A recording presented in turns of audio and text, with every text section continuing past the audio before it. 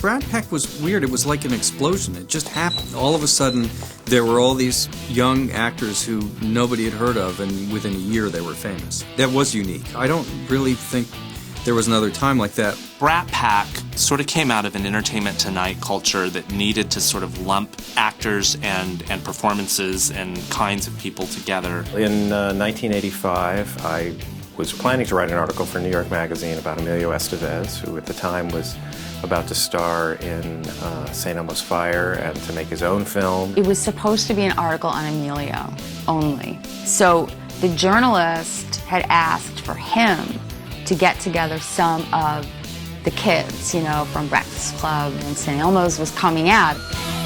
So what New York Magazine did was they assigned this reporter to do an interview with all these hot young actors that were becoming the young male celebrities of that era, called them all to dinner, and it was Rob and Judd and Emilio and all these guys. So I went out to Los Angeles and we hit it off and ended up spending some time together.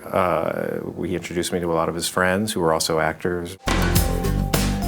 It was staged. That evening was staged, and he had asked me, and I just said, I don't want to go, you know. It was like they were hanging out in a bar. You know, I don't drink, so I wasn't going to go. Over the course of the week, various aspects of their behavior started to strike me as bratty. They would go to movie theaters and say, I'd like to get in free, please, because I'm famous. They would go out to a restaurant and get the center table and try to attract as much attention as possible. And I just thought it was funny. I mean, here were these young, successful actors who were all doing well, but they couldn't help themselves. They just wanted to be thought of in a certain way, and somehow I made this odd connection in my mind to the Brat Pack from the 50s and wrote a piece about the group of them instead of writing just about Emilio Estevez. The guy drew a lot of conclusions that, you know, weren't true, and just painted us with such a broad stroke. They just torched us. That guy torched us, and then it was so easy for other people to pick up on it, and it's real creative, like Rat Pack, Brat Pack. It just portrayed us as, like, you know, bad people, whereas we weren't. And it was like, but we had fun, and that, of course, is, I guess, not allowed.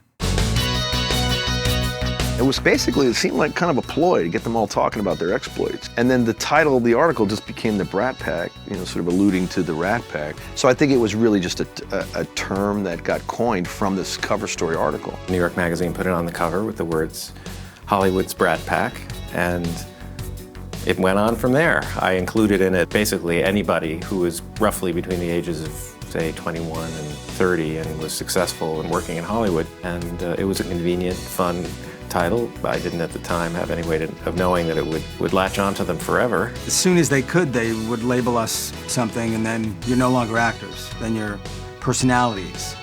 Then, you know, it's all about your temperament. Because it seems that most of the actors I've worked with from my generation were incredibly professional.